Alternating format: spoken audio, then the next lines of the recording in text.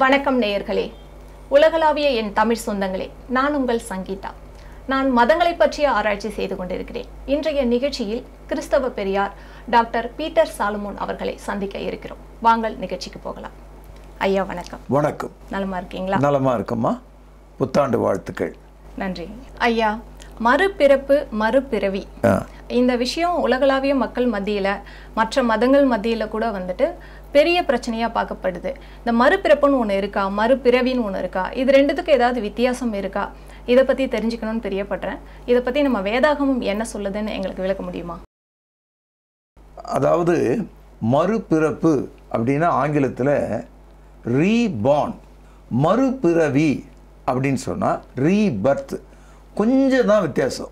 மறுபிறப்புன்றது வேற, மறுபிறவி என்பது வேற. பைபிள் படி ரீபார்ன் அதாவது மறுபடியும் பிறத்தல் என்ற ஒரு கருத்து தான் இருக்குதே தவிர மறுபிறவி என்ற ஒரு கருத்து இல்லை. கிறிஸ்தவர்கள் மத்தியிலையும் உலகளாவிய மக்கள் மத்தியிலையும் இந்த குழப்பம் இருக்குது. கேட்கும்போது ரொம்ப சுலபமாக தெரியும். அதாவது மறுபிறப்பு, மறுபிறவி ரெண்டும் ஒன்று தான் அப்படின்னு நினைக்கிறாங்க. மறுபிறவி அப்படின்னு சொன்னால் இப்போ இருக்கிற இந்த உடலை போல இன்னொரு உடலில் இன்னொரு முறை இந்த உலகத்தில் நாம் பிறப்பது, அதுதான் மறுபிறவி. நம் நாட்டில் ஒரு மனிதன் 7 முறை வெவ்வேறு இடங்களில் பிறந்து பிறந்து இருக்கிறான் என்ற ஒரு தத்துவம் இருக்கு. 7 பிறவி கொள்கை, பிறவி சுழற்சி கொள்கை என்று இதை தான் சொல்லுவாங்க. அதாவது சைக்கிள் ஆஃப் பர்த் என்று தியாலஜிக்கலாக அதை சொல்கிறாங்க. இப்பொழுது மறுபிறவி கொள்கையை நம்புகிறவர்கள் இந்த வாழ்க்கையில் நடந்த எல்லா தவறுகளுக்கும், பாவங்களுக்கும், அநியாயங்களுக்கும் அடுத்த பிறவியில் சரி செய்து கொள்ளலாம், அடுத்த பிறவியில் சரி செய்து கொள்ளலாம். ஏன்னா நான் 7 முறை இந்த உலகத்தில் பிறக்கப் போகிறேன் என்ற ஒரு நம்பிக்கை. இது பைபிளில் கிடையவே கிடையாது. ஒரு பிறவியில் யோகிதியாக நல்லவர்களாக வாழ்ந்தால் அவர்கள் தேவர்களாகவும் தேவதைகளாகவும் பிறப்பார்கள் என்ற ஒரு நம்பிக்கை நம் நாட்டில் இருக்கிற மதத்தில் இருக்கிறது. பாவிகளாக, அசுத்தமானவர்களாக இந்த உலகத்தில் நாம் வாழ்ந்தால் அடுத்த பிறவியில் நாம் அரக்கர்களாகவும் அரக்கிகளாகவும் பிறக்கிறோம் என்ற நம்பிக்கை இங்கே இருக்குது. அதனால்தான் பிறவி சுழற்சி கொள்கை, சைக்கிள் ஆஃப் பர்த் என்ற இந்த தத்துவம், 7 பிறவி கொள்கை, 7 முறை இந்த உலகத்தில் வெவ்வேறு வடிவங்களில் உடலில் நாம் பிறக்கிறோம் அப்படின்னு ஒரு கருத்து இருக்குது. இந்த கருத்துக்கும் பைபிள் கருத்துக்கும், குறிப்பாக புதிய ஏற்பாட்டு கருத்துக்கும் எந்த சம்பந்தமும் கிடையாது. இந்த விஷயத்தை துளி கூட விளங்கி கொள்ளாமல் கிறிஸ்தவர்கள் மத்தியில் கூட தோராயமாக ரெண்டும் ஒன்று தான் அப்படின்ற மாதிரி நினச்சிட்டு ரொம்ப காலமாக போயிட்டுருக்காங்க. பைபிள் என்ன சொல்லுதுன்னா, ஆதாம் முதற்கொண்டு எல்லா மனிதர்களும் ஒரே ஒரு பிறவி தான் நம்ம எடுக்கிறோம், ஒரே ஒரு முறை தான் நாம் பிறக்கிறோம். பிறந்து வாழ்ந்து பாவத்தில் நாம் நசுக்கப்பட்டாலும் மரணத்துக்கு பிறகு தேவனுடைய சமூகத்தில் நியாய தீர்ப்பில் நம்ம நிற்க போகிறோம். அதனால் மறுபிறவி கிடையாது, ஒரே ஒரு பிறப்பு மட்டும்தான் இந்த உலகத்தில் நமக்கு. இப்போது நாம் பிறந்திருக்கிற இந்த பிறப்பில், இந்த வாழ்க்கையில் இயேசு கிறிஸ்துனுடைய போதனையின்படி மனதால், உள்ளத்தால், ஆவியில் பிறக்கிறது தான் மறுபிறப்பு, born again என்ற வார்த்தையை நம்ம பயன்படுத்துகிறோம். உதாரணமாக எபிரேயர் 9வது அதிகாரம் 27வது வசனத்தில் படிக்கிறோம், கவனிங்க. அன்றியும் ஒரே தரம் மரிப்பதும் பின்பு நியாய தீர்ப்படைவதும் மனுஷனுக்கு நியமிக்கப்பட்டிருக்கிறது. It is appointed for all men once to die, then stand up on the eternal judgment. இப்படி தான் இருக்குது. அப்போது இப்பொழுது இருக்கிற இந்த உடலில் இயேசு கிறிஸ்து என்ன சொல்கிறார்? நீங்கள் மறுபடியும் பிறக்க வேண்டும் என்று சொல்கிறார். ஆனால் மறுபிறவி எடுக்க வேண்டும் என்று அவர் சொல்லலை. கிறிஸ்தவம் மறுபிறவி கொள்கையை போதிக்கவில்லை. இந்த பிறவி நம்ம சரியில்லைனா கூட அடுத்த பிறவியில் பண்ணிக்கலாம், சரி பண்ணிக்கலாம் அது மாதிரி 7 பிறவி இருக்கிறது, எதெல்லாம் உள்ள சரி பண்ணிக்கலாம் அப்படின்ற மாதிரி எண்ணங்கள்லாம் இருக்குது. இதெல்லாம் வந்து மனிதர்களுடைய யோசனைகள், தவறான போதனைகள். இயேசு கிறிஸ்து நமக்கு சொல்வது, வாழும் காலத்தில் இந்த உடலில் நீங்கள் மறுபடியும் உங்கள் உள்ளத்திலே பிறக்க வேண்டும், உங்கள் ஆவியிலே பிறக்க வேண்டும், உங்கள் எண்ணத்தில் பிறக்க வேண்டும், உங்கள் நம்பிக்கையிலே பிறக்க வேண்டும். ஆகவே you must be born again என்பது உங்கள் ஆத்மாவை சார்ந்த விஷயம். இப்போ நான் உங்களுக்கு ஒரு தெளிவாக சொல்கிறேன். மறுபடியும் பிறக்கிறது என்பது ஆவிக்குரிய சத்தியம். மறுபிறவி என்பது சரீரத்துக்குரிய சத்தியம். அதாவது ரீபர்த் வந்து belong to physical world, born again belong to spiritual world. ஐயா, அப்படின்னா நிக்கதேமன் ஒருத்தர் வந்துட்டு இயேசு கிறிஸ்து கிட்ட போயிட்டு மறுபிறப்பு பற்றி பேசுகிறாரு. அவர் என்ன பேசினாரு, வேதாகமம் என்ன சொல்லுதுன்னு பகிர்ந்துக்கிறீங்களா? அதாவது நிக்கதேமு மறுபிறப்பை பற்றி பேசலை, இயேசு கிறிஸ்து நிக்கதேமு இடத்துல மறுபிறப்பை பற்றி பேசுகிறார். அதாவது இந்த நிக்கதேம் என்ற ஆள் ஒரு சாதாரண ஆள் கிடையாது. அன்றைய காலகட்டத்தில் எருசலேம் நகரத்தில் இருந்த அந்த எருசலேம் தேவாலயத்தினுடைய ஆட்சியாளர்கள், அவர்கள் 70 பேர். அவர்களை வந்து சான்ஹெட்ரின் என்று சொல்வார்கள். அதாவது அந்தைய திருச்சபையினுடைய வழிகாட்டு தலைவர்கள். அவர்கள் சாதாரணமானவர்கள் அல்ல. அந்த காலத்து பழைய ஏற்பாட்டை மனப்பாடமாக படித்தவர்களும் மற்றவர்களுக்கு சொல்லக்கூடியவர்களும் நியாயம் சொல்லக்கூடியவர்களுமா இருப்பாங்க. அதனால தான் யோவான் 3ஆம் அதிகாரத்தில் 1 வசனத்தில் யூதருக்குள்ளே அதிகாரியான நிக்கதேமு எனப்பட்ட பரிசேயன் ஒருவன் இருந்தான். அவன் ராக்காலத்தில் இயேசுனிடத்தில் வந்து, ரபி, நீர் தேவனிடத்திலிருந்து வந்த போதகர் என்று அறிந்திருக்கிறோம். ஏனெனில் ஒருவனும் தன்னுடனே தேவன் இராவிட்டால் நீர் செய்யும் இப்படிப்பட்ட அற்புதங்களை செய்ய மாட்டான் என்றான். இந்த 2 வசனங்களில் நிக்கதேமு என்பவர் அதிகாரி என்று நாம் படிக்கிறோம். அதாவது he is an authority. அடுத்தது பாரிசி, பரிசேயன், சாதாரண ஆள் கிடையாது. இவர் வந்து இயேசு கிறிஸ்துவண்ட இரவில் வந்து பேசுகிறார். பகலில் வந்தால் 10 பேர் அவரை கல்லை தூக்கி அடிப்பான், அல்லது அவருடைய பதவிக்கு துன்பம் நேரிடும் என்ற ஒரு கருத்தில் இரவில் வந்து பேசுகிறார். பேசும்போது நம்பிக்கையூட்டும் வார்த்தையோடு பேசுகிறார். என்ன சொல்கிறாரு? ரபினா ஆண்டவர்னு அர்த்தம், போதகர்னு அர்த்தம். உம்மோடு கடவுள் இருக்கிறார், உம்முடைய அற்புதங்கள் கடவுளுடைய செய்கையாக இருக்கிறது என்று புகழ்ந்து பேசுகிறார். இந்த மனிதன் இயேசு கிறிஸ்துனுடைய வாழ்க்கையோட நிறைய முறை தொடர்பில் இருந்திருக்கார்.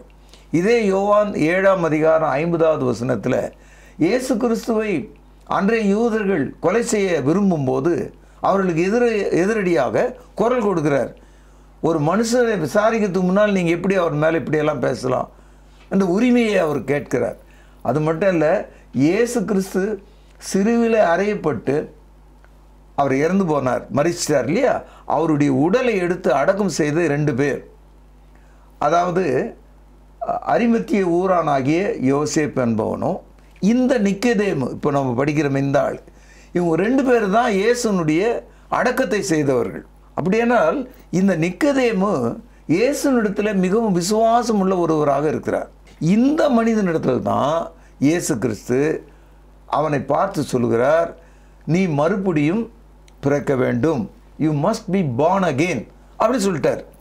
இதை யோவான் 3ஆவது அதிகாரம் 3வது வசனம், இயேசு அவனுக்கு பிரதியுத்தரமாக, ஒருவன் மறுபடியும் பிறவாவிட்டால் தேவனுடைய ராஜ்யத்தை காண மாட்டான் என்று மெய்யாகவே மெய்யாகவே உனக்கு சொல்கிறேன் என்றார்.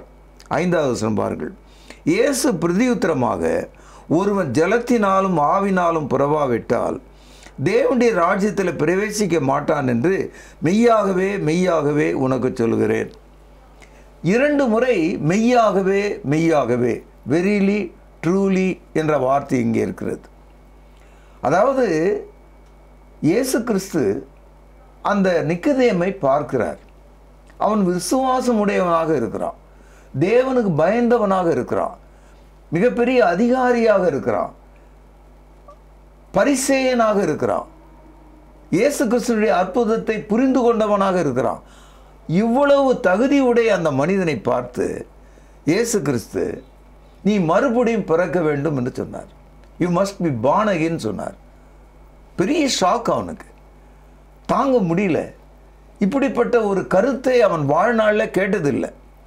அவன் துடித்து போய் இயேசை பார்த்துக்கிட்டு அவன் உள்ளத்தில் நகைக்கிறான், சிரிக்கிறான். நான் நினைக்கிறேன், என்ன கேட்குறான், என்ன முட்டாள்தனமான பேச்சு இது, நான் 40 வயசுக்கு மேற்பட்ட ஆள், மறுபடியும் என்னுடைய தாயின் வயிற்றுக்குள்ளே போய் நான் திரும்பவும் வந்து பிறக்க முடியுமா, என்னையா பேச்சு பேசுகிறீங்க, இந்த எண்ணம் அவனுக்குள்ளே இருந்தது. பாருங்கள், இதை யோவான் 3வது அதிகாரம் 4வது வசனம். அதற்கு நிக்கோதேமு, ஒரு மனுஷன் முதிர் வயதாய் இருக்கையில் எப்படி பிறப்பான், அவன் தன் தாயின் கர்ப்பத்தில் 2ஆம் தரம் பிரவேசித்து பிறக்க கூடுமோ என்றான். சரியான கேள்வி கேட்டான்.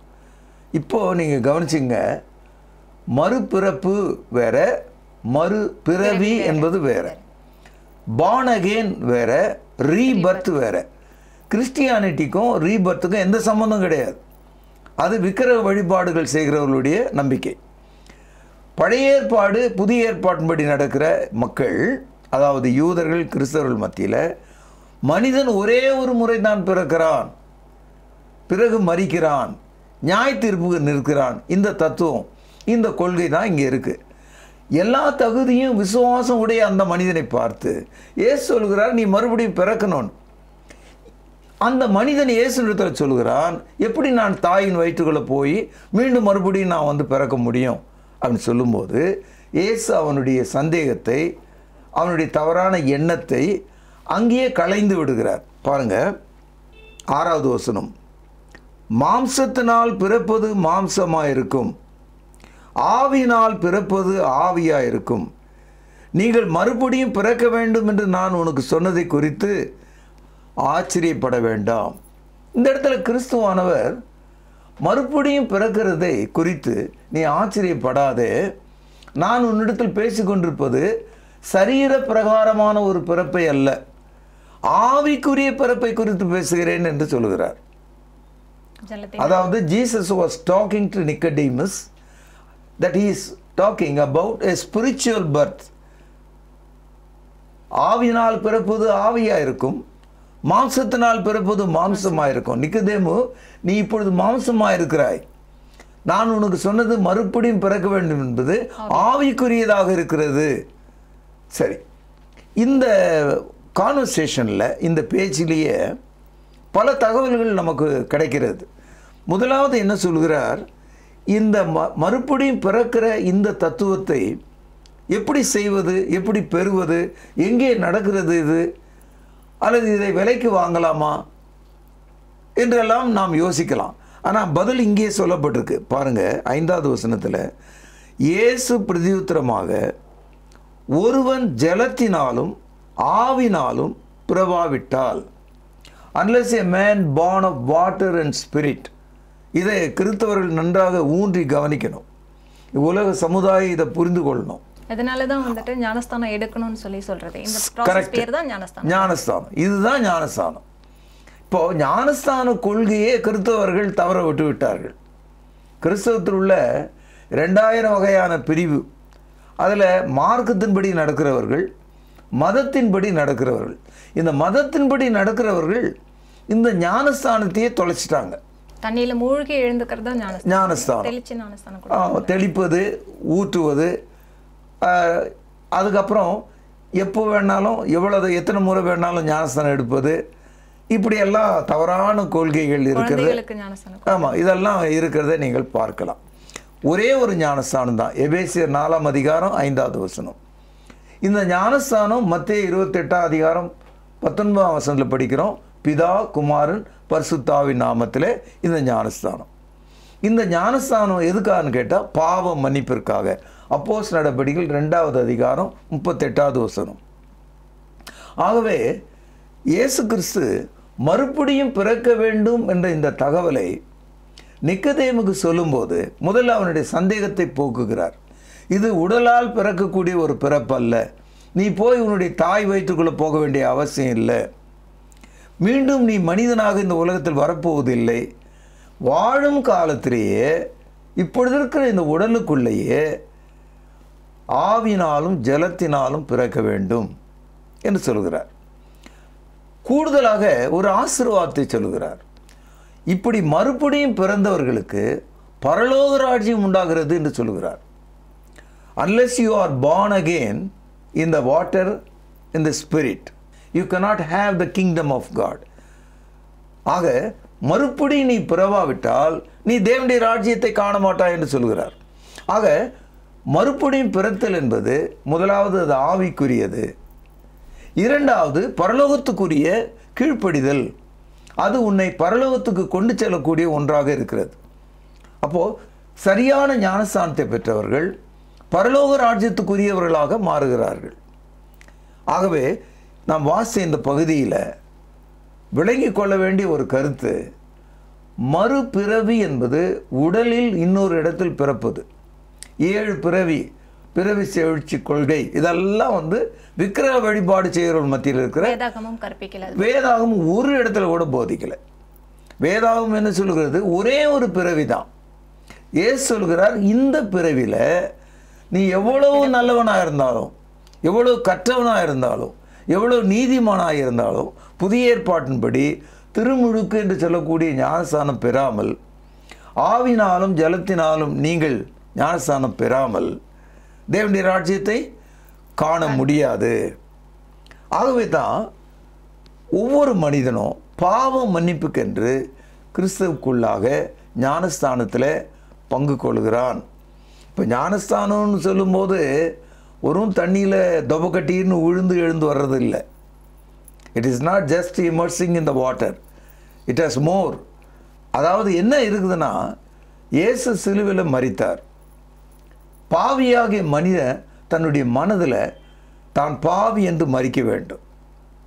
அடுத்தது இயேசுவை அந்த சிலுவையிலிருந்து இறக்கி கல்லறையில் அடக்கம் பண்ணாங்க. அதுபோல பாவியாகி அந்த மனிதன் தண்ணீருக்குள் அடக்கம் பண்ணப்பட வேண்டும். அடக்கம் பண்ணப்படுறார். அப்போ இயேசு கல்லறையிலிருந்து எழுந்தார். அதுபோல தண்ணீரிலிருந்து கரையேறும்போது அவன் புதிய சிருஷ்டியாக மாறிவிடுகிறான். இந்த கருத்தை நான் வேணா வசனத்தை கொண்டு உங்களுக்கு காண்பிக்கிறேன். ரோமர் 6வது அதிகாரம் 3வது வசனம், கிறிஸ்து இயேசுவுக்குள்ளாக ஞானஸ்தானம் பெற்ற நாம் அனைவரும் அவருடைய மரணத்துக்குள்ளாக ஞானஸ்தானம் பெற்றதை அறியாமல் இருக்கிறீர்களா? இந்த கேள்வியை கத்தோலிக்கர்களோ புராட்டஸ்டன்ட் மக்களோ வேறு பிரிவினை மக்களோ புரிந்து கொள்வதில்லை. ஞானஸ்தானம் என்பது தண்ணியில் முழுகுவது என்று மாறி தெரிஞ்சுக்கிட்டாங்களே தவிர, அது கிறிஸ்துவனுடைய மரணத்துக்குள்ளாக கை குழந்தைக்கு தெரியுமா அந்த அறிவு? அதனால தான் பிள்ளைகளுக்கு நாம் ஞானஸ்தானம் கொடுப்பதில்லை.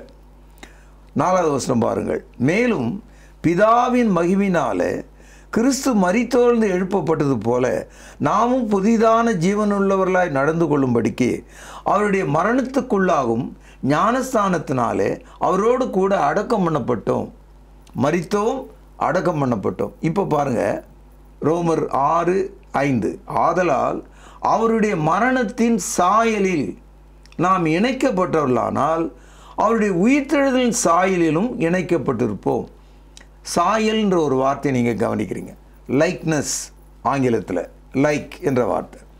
அதாவது நாம் ஒரு சிலுவை செய்து அதில் நம்மை ஆணியில் அடித்து நாம் அங்கே செத்து மறுபடியும் ஒரு கல்லறைக்குள்ளே அடக்கம் பண்ணி 3வது நாள் வெளியே வந்த மாதிரி அந்த அர்த்தத்தில் இல்லை. இயேசு சிலுவையில் மரித்தது போல உங்கள் மனதில் மறிக்கிறீங்க. இயேசு அடக்கம் பண்ணப்பட்ட போல தண்ணீரில் அடக்கம் பண்ணப்படுறீங்க. இயேசு உயிர்த்தெழுந்தது போல தண்ணியிலேருந்து கரையேறி வர்றீங்க. இதுதான் ஏன் ஞானஸ்தானம்னு சொல்கிறார். இந்த ஞானஸ்தானத்தை குறித்து தான் புதிய ஏற்பாடு நமக்கு தெளிவாக போதிக்கிறதை நீங்கள் பார்க்கலாம். இப்படிப்பட்ட மக்களுக்கு தான் பாவ மன்னிப்பு உண்டாயிருக்கிறது. இப்படிப்பட்டவர்களை தான் வேதாகமும் ரட்சிக்கப்பட்டவர்கள் என்று சொல்கிறது. ஆனால் துர்பாக்கியமான நிலை இன்றைய கிறிஸ்தவம் இந்த அடிப்படை கொள்கையிலிருந்து விலகி புரிந்து கொள்ளாமல் ஒரு அடிமை போல மதத்தின் கீழே அதன் தலைவர்கள் சொல்கிற தவறான கருத்துக்களை கேட்டு கேட்டு மயங்கி கிறிஸ்தவத்தை மார்க்கமாக பார்க்காம மதமாக பார்த்து அவர்கள் இப்பொழுது இருக்கிறத நீங்கள் பார்க்கலாம். ஞானஸ்தானமே பெறாத போதர்கள், நட்சத்திர போதர்களை நீங்கள் பார்க்கலாம். பாவம் பண்ணி தெரியாதவர்கள் பரிசுத்த ஆவி பேசி கொண்டிருக்கிறதை நீங்கள் பார்க்கலாம்.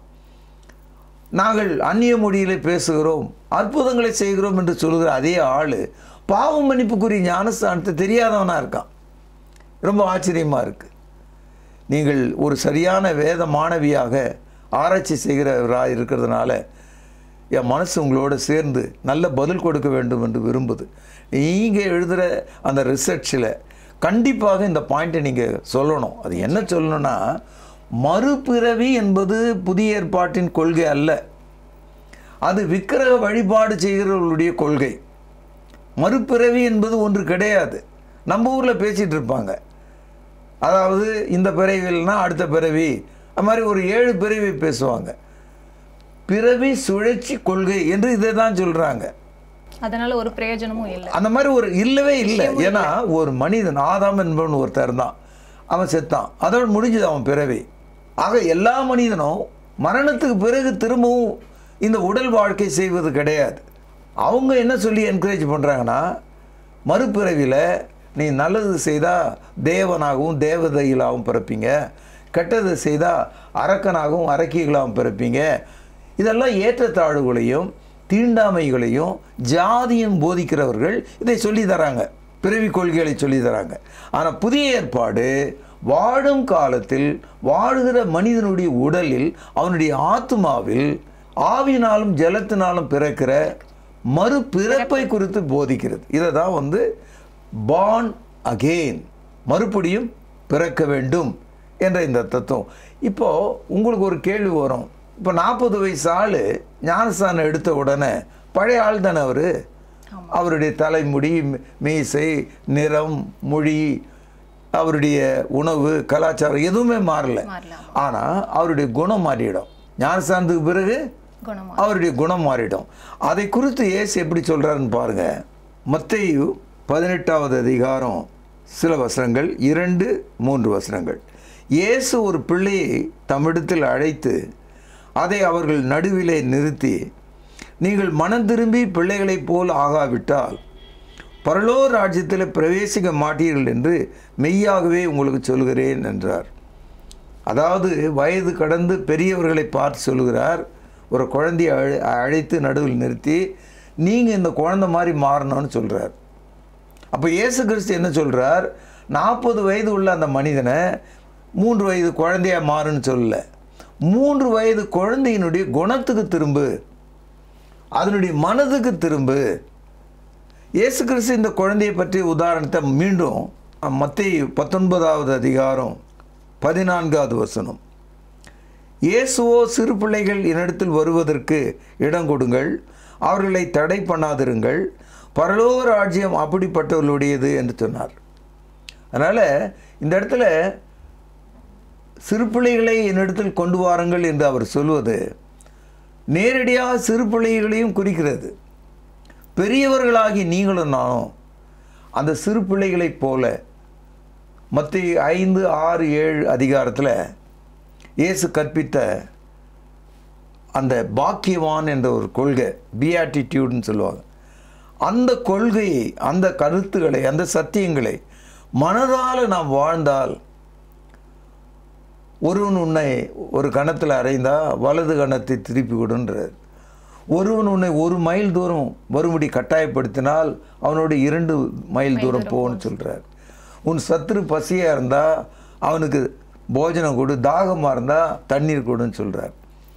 நீங்கள் பாம்பை போல வினா உள்ளவர்களும் புறாவை போல கபடற்றவர்களுமாக இருங்கள்னு சொல்கிறார். அப்போது கிறிஸ்துக்குள்ளான குணாதிசயங்களை வளர்த்து கொள்வது தான் அந்த உள்ளான மனிதன், ஆவி மனிதனுடைய தோற்றமாக இருக்கிறது. இதில் தான் ரோமர் 12ஆம் அதிகாரத்தில் மொத்தமாக இந்த லிஸ்ட்டு கொடுக்குறாரு. ரோமருக்கு எழுதிய நிருபம் 12வது அதிகாரம் 2வது வசனம். நீங்கள் இந்த பிரபஞ்சத்துக்கு ஒத்த வேஷம் தெரியாமல் தேவனுடைய நன்மையும் பிரியமும் பரிபூரணமான சித்தம் என்னதென்று பகுத்தறியத்தக்கதாக உங்கள் மனம் புதிதாகிறதுனாலே மறுரூபமாகுங்கள். do not conform to this world but transform to Christ mind. அதனால் மறுபிறப்பு என்பது நாம் கிறிஸ்துவை போலவே மாறுகிறது, கிறிஸ்துவனுடைய குணங்களை கொள்வது. இந்த உலகத்துக்குரிய குணத்தை வெறுத்து ஆவியின் குணங்களை நாம் ஏற்றுக்கொள்வது. ரோமருக்கு எழுதிய நிருபம் 8வது அதிகாரத்தில் இப்படி மறுபிறப்பு அடைந்த மனிதன் யாராக மாறுகிறான் என்று பாருங்கள். ரோமர் 8வது அதிகாரம் 29வது வசனம். தம்முடைய குமாரன் அநேக சகோதரர்களுக்குள்ளே முதற் பெயரானவராய் இருக்கும் பொருட்டு தேவன் எவர்களை முன்னறிந்தாரோ ஒன்று, அவர்களை தம்முடைய குமாரனுடைய சாயலுக்கு ஒப்பாயிருப்பதற்கு முன்குறித்திருக்கிறார். அதாவது ஞானஸ்நானம் பெற்ற மனிதன், மறுபிறப்பு அடைந்த மனிதன் இயேசு கிறிஸ்துவை போல் இருப்பதற்கு தேவன் ப்ரீடிஸ்டைன்ட், அவனை முன்குறித்திருக்கிறார் என்று சொல்லுகிறார். அடுத்து பாருங்க 30வது வசனம். எவர்களை முன்குறித்தாரோ அவர்களை அழைத்திருக்கிறார், எவர்களை அழைத்தாரோ அவர்களை நீதிமான்களாக்கி இருக்கிறார், எவர்களை நீதிமான்களாக்கினாரோ அவர்களை மகிமைப்படுத்தி இருக்கிறார். அதாவது மறுபிறப்பு அடைந்த அந்த மனிதன், அந்த ஞானஸ்தானத்துக்குள்ளே அந்த ஆவிக்குரிய பிறப்பை அடைந்த மனிதன் தேவனால் அழைக்கப்பட்டவன், தெரிந்து கொள்ளப்பட்டவன், அவனை தேவன் நீதிமானாக்கி இருக்கிறார். இயேசுனுடைய 2ஆம் வருகையில் அந்த மனிதனை அவர் மகிமைப்படுத்த போகிறார். இந்த வார்த்தை நமக்கு ரொம்ப ஆச்சரியமாக இருக்குது. அதாவது முன்குறித்திருக்கிறார், அவர்களை அழைத்திருக்கிறார், அவர்களை நீதிமானாக்கி இருக்கிறார், அவர்களை மகிமைப்படுத்துகிறார். இத்தனை காரியங்களும் கிறிஸ்தவத்தில் மறுபிறப்பு அடைந்த மனிதனுக்கு கொடுக்கப்பட்ட வாக்குத்தத்தங்களாக இருக்கிறது. இந்த மறுபிறப்பை அடையாமல் கிறிஸ்தவர்கள் ஞானஸ்தானத்தை தவறாக புரிந்து கொண்டு சரீர பிரகாரமான ஒரு கிறிஸ்தவ மதத்துக்குள்ள இன்றைக்கு சுருங்கி இருக்கிறத நான் பார்க்கிறேன்.